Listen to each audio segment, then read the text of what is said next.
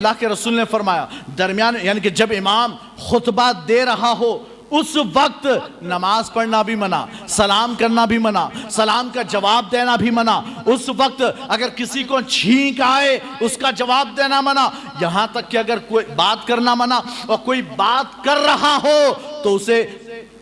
خاموش یہ کہنا بھی منع، کوئی بات کر رہا ہو تو اسے خاموش کہنا یہ بھی منع۔ تو کہتے ہیں سرکار فرماتے ہیں اگر کسی نے جمعہ کے خطبے کے درمیان بات چیت کی یا کسی کو کہا خاموش، کہتے ہیں کہ اس کا ثواب ضائع ہو جاتا ہے،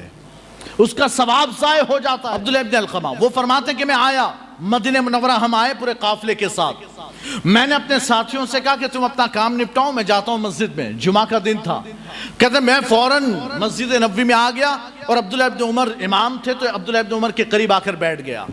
کہتے میں وہاں بیٹھا، پھر جب امام خطبہ دینے لگا تو میرا وہ ساتھی آیا اور آ کر مجھ سے بات کرنے لگا، تو میں نے کہا خاموش خاموش۔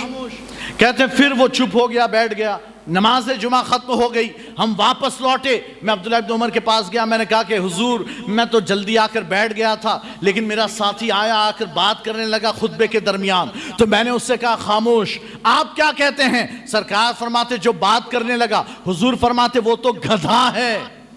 جو بات کرے وہ تو گدھا، اور جو خاموش کہے اس نے اپنی جمعہ کا ثواب برباد کر دیا، تم نے اپنے نماز جمعہ کا ثواب برباد کیا اور وہ تو گدھا۔ تو اللہ کے رسول کی حدیث مبارکہ سرکار ارشاد فرماتے ہیں کہ منبر پر کھڑا ہو کر اگر امام خطبہ دے کوئی بات کرے تو ایسا گدھا کہ جس کی پیٹھ پر بوجھ لادا ہوا ہے، یعنی کہ وہ اتنی دیر بیٹھا، وہ نماز پڑھ کر گیا لیکن ثواب کچھ بھی نہیں لے گیا،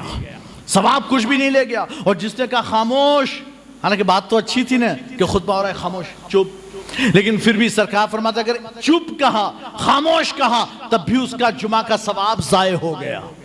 تو ہمیں چاہیے کہ ہم خاموشی سے توجہ کے ساتھ نماز جمعہ کا خطبہ سنیں،